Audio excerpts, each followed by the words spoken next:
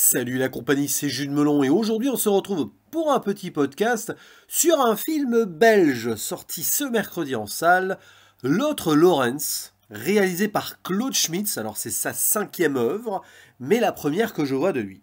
Et au casting, dans le rôle principal, nous avons Olivier Rabourdin, qu'on voit beaucoup en ce moment, récemment dans L'été dernier de Catherine Breillat.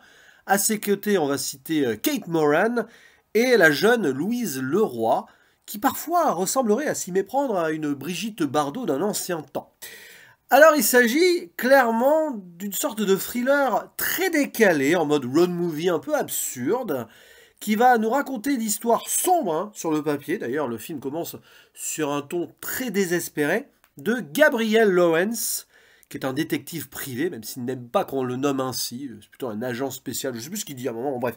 Il est un petit peu fatigué ce monsieur, on le sent, et un beau jour arrive dans sa vie sa nièce Jade, qui lui demande d'enquêter sur la mort de son père, le frère jumeau de Gabriel, qui s'appelle François. En plus de cela, Gabriel vient de perdre sa maman, on le voit au début dans une scène profondément triste d'ailleurs, où il veille son cadavre après avoir essayé de régler des problèmes de frais non payés pour l'hospice où elle était.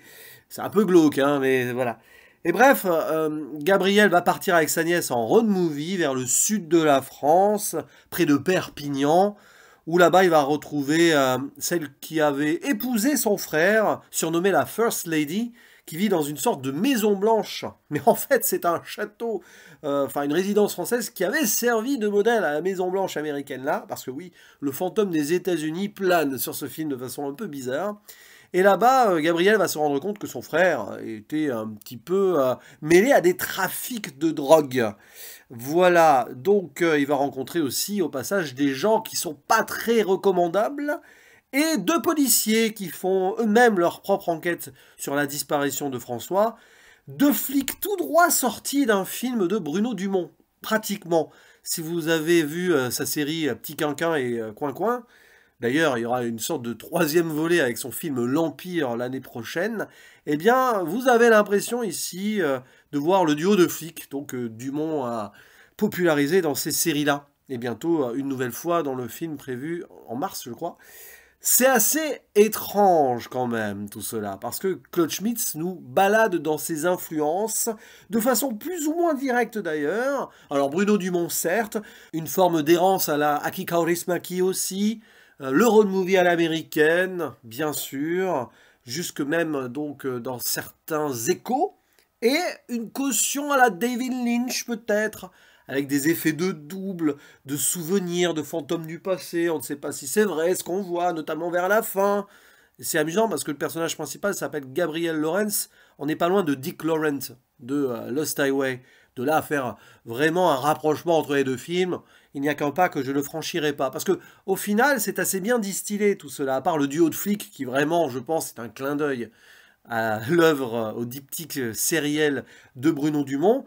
Pour le reste, Claude Schmitz, on sent qu'il a une patte bien à lui. Alors, à me confirmer éventuellement en commentaire si vous avez vu d'autres de ses films. Ce qui est certain, c'est que nous avons ici un opus au ton très varié, différent, qui part parfois un peu trop dans tous les sens. L'intrigue principale entre l'oncle et sa nièce, qui est pour moi la plus intéressante, mais quelques à côté comme ça qui nous font sourire, voire rire, ou qui nous glacent un petit peu le sang, ou qui peut-être nous surprend dès cette première scène d'ailleurs, avec une forme d'illusion. On a l'impression qu'un personnage voit le personnage de François Lawrence qui est censé être décédé. Ça peut rappeler Pacifiction aussi sur certains points, même d'ailleurs dans des passages au sein d'une certaine discothèque, un bar. Enfin, il y a plein de petits trucs comme ça qui vont vous rappeler des films à droite à gauche, mais grosso modo, au final, le film existe par lui-même, malgré peut-être trop d'à côté, même si, il faut l'avouer, c'est du pur cinéma qui nous fait voyager et qui nous fait, on va dire, réfléchir avec le personnage principal, tout en nous offrant certains moments de récréation. C'est plutôt dynamique et ludique, on passe par beaucoup d'émotions, donc c'est sympathique.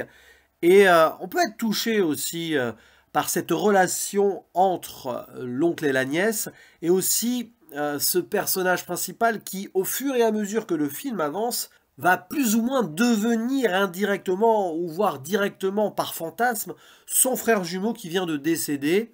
Et donc il y a une relation très forte qui va se développer entre lui et Jade, et il va faire d'elle une fille de substitution, ou essayer d'être un père de substitution pour elle qui vient de perdre le sien, dans une relation un peu aigre-douce quand même, où on voit une jeune fille assez forte, qui résiste sur pas mal de points.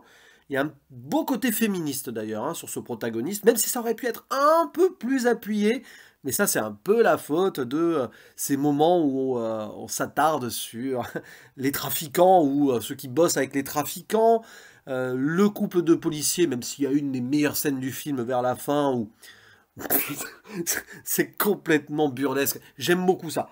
Voilà. Mais après, tu te dis pourquoi c'est là, en fait, dans le film. Quelque part, tu peux te questionner sur certaines choses là-dessus. Et j'adore l'idée aussi que Claude Schmitz, à travers son personnage principal et le côté trafic aussi, a de questionner très indirectement et à distance l'Amérique par la prédominance de ce road movie, y compris vers le plan final qui peut porter à confusion par rapport à tout un délirium qu'un personnage avant a. Voilà, j'en dis pas plus. Un Marines qui vraiment a connu son pays jusqu'au bout des ongles et qui est très américain. Là-dessus, c'est passionnant parce que on essaye de voir ce que Claude Schmitz veut faire ici. Et il y a même une référence au 11 septembre, à deux moments du film, une de façon narrative et une visuelle. Et tu te dis que là, quelque part dans ce paradis à l'européenne, il y a ce malaise américain qui s'est installé. Et c'est pour ça que tu as une sorte de fantôme de l'Amérique, mais d'une Amérique d'ailleurs, qui n'est pas là, puisqu'on est en Europe, en France, pour la plupart du récit, un peu en Espagne aussi quand même, beaucoup en fait. Et malgré tout, tu as cette Amérique-là qui infuse dans des souvenirs, directs ou indirects, ou autres préjugés que certaines personnes peuvent avoir. Donc c'est assez intense sur ce plan-là. Je pense que Claude Schmitz, il utilise ce procédé pour rendre hommage à un cinéma qu'il a beaucoup aimé, peut-être un pays qu'il a connu par procuration à travers donc des œuvres cinématographiques, comme beaucoup de gens l'ont fait. Hein. On connaît pas mal de personnes amoureuses du cinéma américain qui aiment ou ont du mal avec certains points de l'Amérique sans y avoir mis les pieds. C'est toujours ça qui est intéressant avec le 7e art, ça nous permet de voyager dans des contrées peut-être que nous ne verrons jamais, mais nous arrivons à palper quelque chose de celle-ci grâce à certains travaux qui portent certains messages et qui surtout ont cette caution visuelle qui nous permettent d'aller ailleurs. Et là, voilà, c'est ça qui est fort dans l'autre Lawrence, et je me dis que finalement, alors que à la sortie du visionnage, j'étais là à me dire qu'il y avait des trucs qui n'allaient pas vraiment, eh bien ce film brille au final par ses à-côtés, par ses moments d'errance et par son côté non abouti, même s'il y a une conclusion. Limite d'ailleurs, c'est presque dommage qu'on arrive à conclure quelque chose là de façon presque cliché sur cette finalité. Je n'en dis pas plus, mais on dirait que Claude Schmitz, avec cette conclusion, veut retomber sur ses pieds et remettre à plat les codes qu'il a détournés jusqu'ici. C'est presque bizarre, mais ça confère justement à ce film une qualité très personnelle. C'est un petit peu un ovni, vraiment, par moment, un objet filmique non identifié, mais qui, au final, a sa vision d'auteur. Donc je respecte parfaitement cela. Et Olivier Rabourdin est très bien dans ce rôle. La puissance de son corps, qui est très las, fatigué, et qui est filmé un peu ainsi, ça lui va très bien, du coup, cette personnification-là, et il en impose vraiment, aussi bien physiquement que psychologiquement d'ailleurs.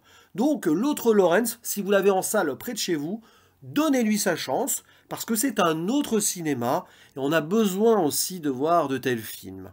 N'hésitez pas à dire en commentaire ce que vous en avez pensé, si vous connaissez ou non l'œuvre générale de Claude Schmitz, et on en discute ensemble. À la prochaine, ciao!